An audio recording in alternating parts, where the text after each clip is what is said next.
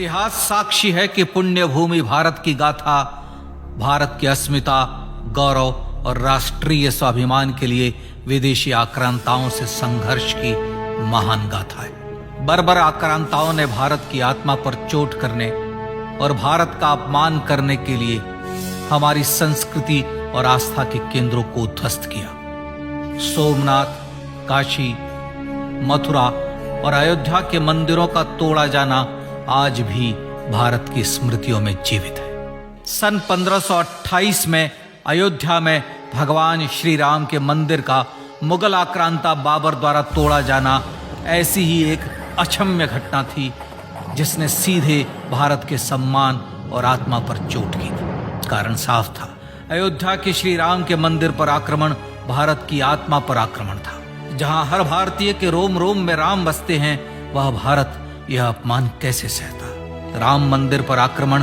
भारत को आहत कर गया था। विदेशी हमलावर अपनी बर्बरता दिखाते गए और भारत अपने आत्मगौरव को फिर से पाने के लिए संघर्ष करता रहा। भारत रामलला के जन्म स्थान पर बाबर के नाम पर बने एक ढांचे को देखता और उसे हटाने का संकल्प लेकर शक्ति संजोया करता। हिंदू समाज आत्मसम्मान के रण में डटा रहा और लगातार हमलावरों द्वारा बनाए गए बाबरी ढांचे को हटाने के लिए लड़ता रहा। सरयू कई बार रक्त से लाल हुई।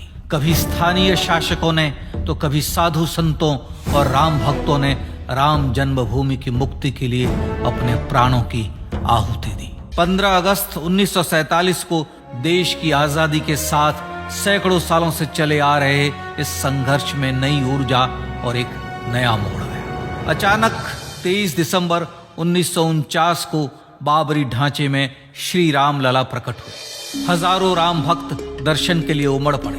तत्कालीन प्रधानमंत्री पंडित जवाहरलाल नेहरू ने उत्तर प्रदेश सरकार को श्री राम लला को विवादित ढांचे से हटाने का आदेश दिया।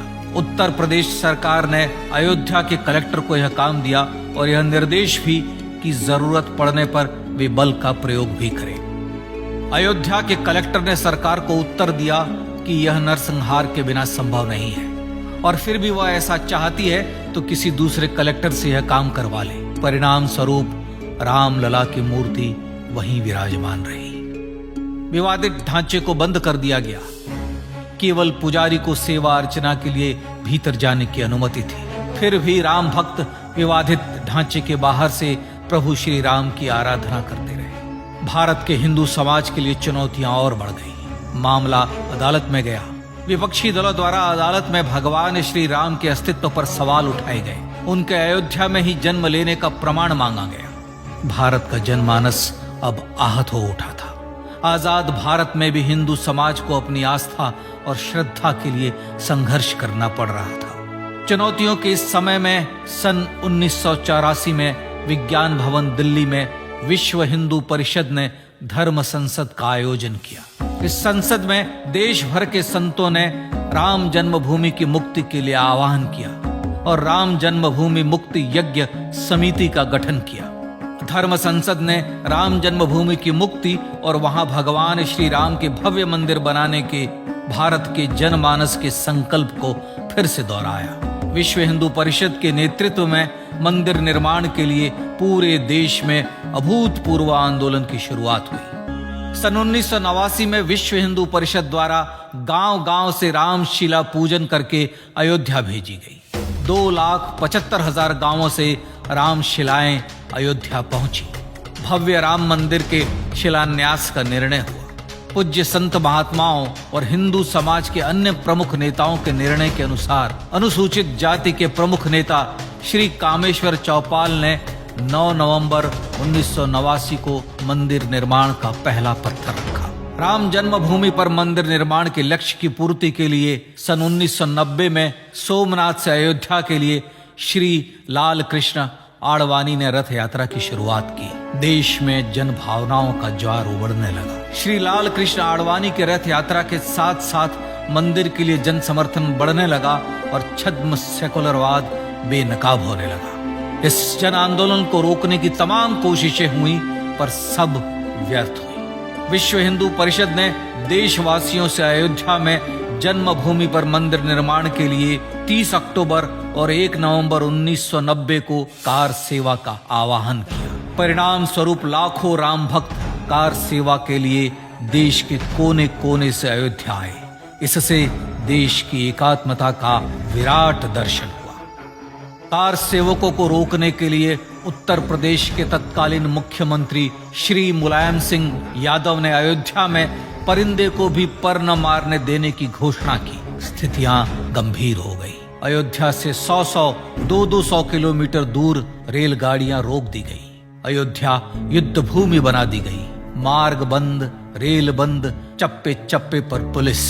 अयोध्या सैनिक छावनी में बदल गई। राम के गीत गाते, होठों पर हंसी और पांव में छाले लिए राम काज के लिए राम भक्त देश विदेश से अयोध्या पहुंच ही गए। कार सेवकों पर गोलियां चली। अनेक कार सेवक शहीद हुए। आजाद भारत में जन्मभूमि पर राम मंदिर के लिए कार सेवकों ने फिर एक बार अपना बलिदान दिया, पर कार सेवकों ने विवादित ढांचे पर भगवा ठहरा ही दिया और इस तरह कार सेवा सफल हुई। श्री राम जन्मभूमि आंदोलन ने भारत की सुप्त आत्मा को झकझोर कर जगा दिया था। विश्व हिंदू परिषद ने फिर एक बार 6 दिसंबर 1992 को कार सेवा का आह्वान किया। राम भक्तों को कार सेवा करने देने के लिए अदालत में प्रार्थना की गई, पर अदालत ने कोई निर्णय नहीं दिया। परिणाम स्वरूप बौद्ध, जैन, सिख, स्वामीनारायण संप्रदाय, गायत्री परिवार, हर पंथ मत विचार के हिंदू एकत्र हो गए। छूत अछूत का भेद मिटा, जाति की पहचान मिटी। हम सब हिंदू, हम सब सिंधु बन गए। राम सिंधु में ज्वार उठा और देखते ही देखते 6 दिसंबर 1992 को श्री राम जन्मभूमि से बाबरी ढांचा सदा के लिए हट गया।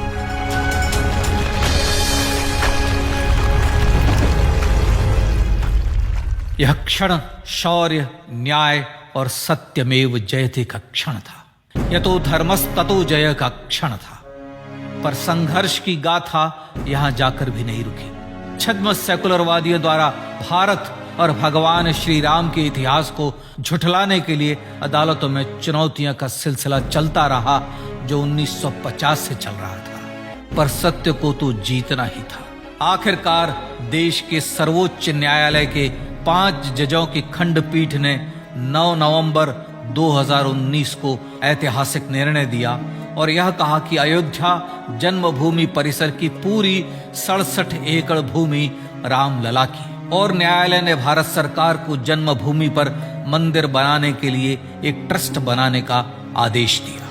सर्वोच्च न्यायालय के आदेश के अनुसार भारत सरकार ने 5 फरवरी 2020 को श्री राम जन्मभूमि तीर्थ क्षेत्र नाम के ट्रस्ट का गठन किया और राम जन्मभूमि न्यास की भूमि जो सरकार द्वारा अधिग्रहित की गई थी, उसे ही नवनिर्मित न्यास को वापस दे दिया गया। 5 अगस्त 2020 को भारत के प्रधानमंत्री श्री नरेंद्र मोदी ने श्री राम जन्मभूमि तीर्थ क्षेत्र के अध्यक्ष पूज्य महंत नृत्य गोपाल दास, राष्ट्रीय स्वयंसेवक संघ के पूज्य सरसंघ चालक डॉक्टर मोहन भागवत एवं उत्तर प्रदेश के मुख्यमंत्री श्री योगी आदित्यनाथ की उपस्थिति में श्री राम जन्मभूमि पर भगवान श्री राम के भव्य मंदिर के लिए भूमि पूजन कर निर्माण कार्य का शुभारंभ किया। इस तरह लगभग 500 वर्षों से राम जन्मभूमि की मुक्ति के संघर्ष का पटाक्षेप हुआ। अपने आत्मसम्मान और राष्ट्रीय अस्मिता के लिए इतना लंबा संघर्ष विश्व के इतिहास में बेजोड़ है। श्री राम भारत की आत्मा, भारत की परिभाषा, हमारे राष्ट्रीय आदर्शों और जीवन मूल्यों के प्रतिनिधि मर्यादा पुरुषोत्तम हैं, जो हर हिंदू के होठों पर जन्म से मृत्यु तक रहे। बस यही हर हृदय में प्रार्थना होती है। राम भारतीय राष्ट्रीय स्वाभिमान और आसेतु हिमालय से समुद्र पर्यंत तक जन जन को एकात्मता के बंधन में बांधने वाले रक्षा सूत्र हैं।